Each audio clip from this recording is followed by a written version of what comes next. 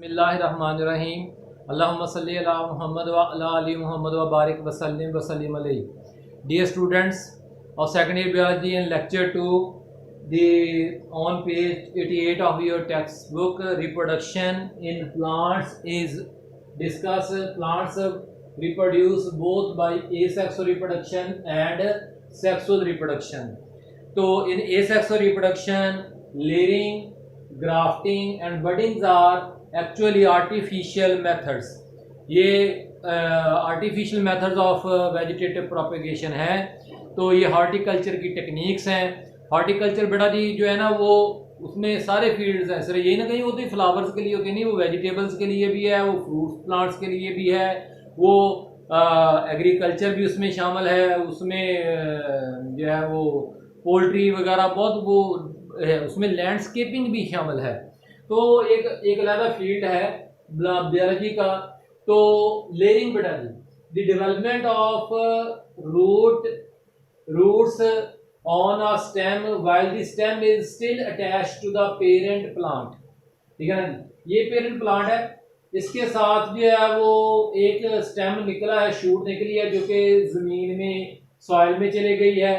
तो वहां पे जाके उसने एक न्यू रूट सिस्टम पैदा कर दिया है और फिर वो दोबारा से एयर में चला गया तो एक नया प्लांट बनाना शुरू कर दिया है। तो कुछ अरसे बाद क्या होता है, while the stem is still attached to the parent body, ऐसे ही है ना जी। ये लेयर, इस नन्हे पौधे को जो नया पैदा हुआ है, इस नन्हे पौधे को, ठीक है हमारे यहाँ ना इसे वो कहते होते हैं गाचा कहते होते हैं पौधे का, ठीक है ना जी। तो लास्ट टाइम आप देखते हैं ना कि वो दरख्त की जड़ों से जो है वो एक नई नीम निकल आती है, टाली निकल आती है, किकर निकल आती है, वो वाली। Still attached to the parent plant, layer is the root layer, ये जो न्यू प्लांट है is the root stem plant, rooted stem plant, नई रूट नया स्टेम रखने वाला प्लांट विच हैज डिटैच्ड। अब वो क्या करेगा, अपने आप को अलग कर लेगा, पेरेंट प्लांट से क्या कर लेगा, अलग कर लेगा। तो अब ये एक नया पौधा बन गया है इस तरह से, which are detached from the parent plant. Grafting, in which upper part of the one plant, बड़े इसके एग्जांपल ग्रासेस भी लॉन में इसी तरह से फैलती है लेयरिंग के जरिए से, लेकिन वो नेचुरल लेयरिंग होगी, ये हमने आपको आर्टिफिशियल दिखाई है। इसमें बाद में कट कर दिया जाता है, खुद हम करते हैं, हम humans. Grafting, in which upper part of one plant called scion, ठीक है ना जी, इज टाइड, उसको बांध दिया जाता है रस्सी के साथ, वायर के साथ, इस तरह से, ठीक है ना। ये मैंने कोई वायर या रस्सी जो है वो लगा दी है। तो tied with root being stem, जिसे हम स्टॉक कहते हैं, एग्जांपल गिवन मैंगोज, और उसके अलावा जो बेरी के फल हैं उनमें ऐसा किया जाता है। तो बेटा जी बडिंग, इन विच बड ग्रोइंग पॉइंट, वो जो ना कोम्पल होती है पौधे की जिसे हम शूट कहते हैं, उसको वो तो बिल्कुल इंतहाई टिप पे मौजूद होती है, वहां से हमने बड यानी ग्रोइंग पॉइंट, एपिकल मेरिस्टेम वगैरह जो है, और one plant is tied on other plant, पूरे दूसरे पौधे को हमें कट करने की जरूरत नहीं है, ठीक हो गया ना जी, उसको कट करने की जरूरत नहीं है। शियॉन को तो हमें बकायदा कट कर देना है, पहले वाला हिस्सा ऊपर वाला हिस्सा उतार देना है, स्टॉक हासिल होगा, नए पौधे का शियॉन लाके उसके ऊपर टाई करना है। लेकिन बडिंग में हमने जस्ट एक नया बड जो है वो लगाना है। क्या किया जाता है, एक ना पहले टी कट लगाया जाता है, इस तरह से लगा के ये कट लगाया, ठीक है ना। फिर इस कट में से जो है वो इस हिस्से को उतार दिया जाता है, ये हिस्सा जो है वो मौजूद है तो इसको उतार के फेंक दिया जाता है। तो नतीजतन जो है ना वो स्टेम के ऊपर एक खाली सी जगह बन जाती है, उसके ऊपर आपने क्या करना है, ये बड को लगा देना है और बड जो है वो फिर एक नए प्लांट, नई शूट में तब्दील हो जाएगा। तो रोज जो है इसकी एग्जांपल है, तो mostly adopted for fruit trees, ये भी ज्यादा फलदार दरख्तों और शेडी प्लांट्स के लिए इस्तेमाल किया जाता है। अब बेटा जी आ जाते हैं किसकी तरफ, sexual reproduction in plants. Plants के अंदर जो है वो अल्टरनेशन और जनरेशन पाई जाती है, और इस अल्टरनेशन और जनरेशन वाले लाइफ साइकिल को कहते हैं डिप्लोहेप्लॉन्टिक, क्योंकि इसमें diploid sporophyte haploid gametophyte generation के साथ अल्टरनेट करती है। तो इन सेक्सुअल रिप्रोडक्शन प्लांट्स है diplohaplontic life cycle with alternation, diploid sporophyte and haploid gametophyte generations. If the two generations are vegetatively similar, अगर दोनों gametophyte और जो sporophyte शेप में एक जैसी हैं तो इसे आइसोमॉर्फिक अल्टरनेशन और जनरेशन कहते हैं, ठीक हो गया ना जी। एंड इफ दे सिमिलर, ज्यादातर प्लांट्स में डिसिमिलर होती हैं, ठीक है ना जी, तो उसको फिर हम क्या कहते हैं, हेट्रोमॉर्फिक अल्टरनेशन ऑफ जनरेशन। अब बेटा जी जो है वो mechanism of sexual reproduction in plants, mechanism of sexual reproduction in plants, तो seed plants are predominantly present all around us, हमारे इर्द गिर्द पाए जाते हैं due to their better sexual reproduction mechanism.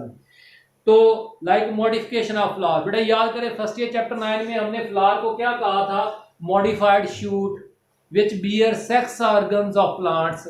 तो प्लांट्स के सेक्स ऑर्गन्स कौन है, स्टेमन्स, प्लांट्स के सेक्स ऑर्गन्स कौन है, कार्पल, स्टेमन्स को मेल सेक्स ऑर्गन्स कहते हैं और कार्पल्स को फीमेल सेक्स ऑर्गन्स। कार्पल के ओव्यूल के अंदर जो है वो ओवरी के अंदर जो है वो ओव्यूल्स पाए जाते हैं जो मेगास्पोरेंजियम इंटेगुमेंटेड मेगास्पोरेंजियम होते हैं। तो बेटा जी arrangement of flowers on the shoot is called inflorescence, ठीक है। एंड इनफ्लोरेसेंस में फ्लावर्स इस तरह से तरतीब पाए जाते हैं कि ज्यादा से ज्यादा पोलिनेशन हो सके, प्लांट्स को अट्रैक्ट, इंसेक्ट्स को अट्रैक्ट कर सके। तो ये इन्वॉल्विंग गैमेट, फिर उसके अलावा पोलिनेशन है, pollination transfer of male gamete to female egg through pollen tube. Female egg जो है वो ओव्यूल के अंदर जो है वो जो फीमेल गैमेटोफाइट जिसे हम एम्ब्रियो सैक कहते हैं उसमें मौजूद होता है। तो फिर बेटा जी जब फर्टिलाइजेशन वगैरह मुकम्मल हो जाएगी तो involving gamete transfer by food storage, तो उसके नतीजे में सीड फॉर्मेशन, जाइगोट एम्ब्रियो में तब्दील होगा, एंडोस्पर्म जो कि ट्रिप्लॉइड न्यूक्लियस होता है वो न्यूट्रिटिव टिश्यू में तब्दील हो जाएगा, और इंटेगुमेंट सीड कोट में। तो सीड कोट जो है वो डेवलपिंग एम्ब्रियो जो होता है सीड के अंदर उसकी प्रोटेक्शन करता है, और उसके अलावा जो है वो डिस्पर्स करने में भी हेल्प करता है। जैसे आग के बीज जो होते हैं, आग की मैं बात कर रहा हूँ कैलाट्रोपस, ठीक है ना जी, वो उसके बीज जो है वो हवा में किस तरह से फ्लोट कर रहे होते हैं वो वाले। फ्रूट फॉर्मेशन, तो बेटा जी फर्टिलाइजेशन के बाद जो है ना वो ओवरी वाल जिसे हम पेरिकार्प कहते हैं वो फ्रूट में तब्दील हो जाती है, और ये फ्रूट जो है वो सीड्स को डिस्पर्स करने में हेल्प करते हैं। Help in the fruit formation, seeds are capable of enduring unfavourable condition, the stage in the life cycle of a plant, ठीक है ना जी। अनफेवरेबल कंडीशन जिसे क्या कहते हैं, seed stage in the life cycle of a plant, ठीक है ना जी, तो inactivate it's growth and development. तो वो लाइफ साइकिल की स्टेज जिसमें प्लांट्स का जो डेवलपिंग एम्ब्रियो होता है या डेवलपिंग बड होता है वो अपनी ग्रोथ एंड डेवलपमेंट यानी साइज को इंक्रीज करना सेल डिवीजन से, और फिर नए जो डॉटर सेल्स हैं उनको डिफरेंट टिश्यूज में तब्दील करना, वो सारे प्रोसेसेस एक्टिविटीज रुक जाती हैं to pass period of unfavourable conditions of environment. Dehydration हो गई या लो एंड हाई टेम्परेचर हो गया या न्यूट्रिएंट डेफिशिएंसी होगी सॉइल की, उसको पास करने के लिए। तो इसके एग्जांपल बेटे सीड डॉर्मेंसी, बड डॉर्मेंसी भी इसकी एग्जांपल है। तो जब डॉर्मेंसी वाला पीरियड गुजर जाता है, डॉर्मेंट पीरियड गुजर जाता है, तो फिर सीड जर्मिनेट करता है, यानी उसमें माइटोसिस दोबारा से शुरू हो जाती है, और वो एक नया सीडलिंग जिसे हम ना नर्सरी वाला पौधा कहते हैं ना, नर्सरी वाला पौधा वो सीडलिंग होता है, ठीक है ना जी। तो उसको जो है वो हम वो उसमें तब्दील हो जाता है, और फिर सीडलिंग जो है वो ग्रोथ एंड डेवलपमेंट के जरिए से जो एक नए प्लांट में तब्दील हो जाता है। तो ये बड़ी बातें मैंने आपके साथ पहले भी की हुई हैं। बेटा जी इन द एंड जो है वो एक येलो बॉक्स है इसी पेज 88 पे, evolution of pollen tube and its advantage. Evolution of pollen tube is an important step in land adaptation by the spermatophytes. Spermatophytes seed producing plants को कहते हैं। Pollen tube acts as a vehicle, carrier जो है का काम करती है for male gametes for their safe transport to female gametes in the ovule in hostile land environment. क्योंकि जो एंजियोस्पर्म प्लांट्स हैं वो पानी के बगैर फर्टिलाइजेशन उन्होंने करनी है, वो पानी पे डिपेंडेंट नहीं है फर्टिलाइजेशन के लिए। Evolution of pollen tube is a parallel to the evolution of seed and is a tool of success for seed plants. तो बेटा ये है आपका आज का लेक्चर। अगले लेक्चर में फिर इंशाअल्लाह इसका बाकी सब मुकम्मल करेंगे। कोई भी सवाल व्हाट्सएप पे चला तो हम सबका हामी नासर आमीन। शुक्रिया।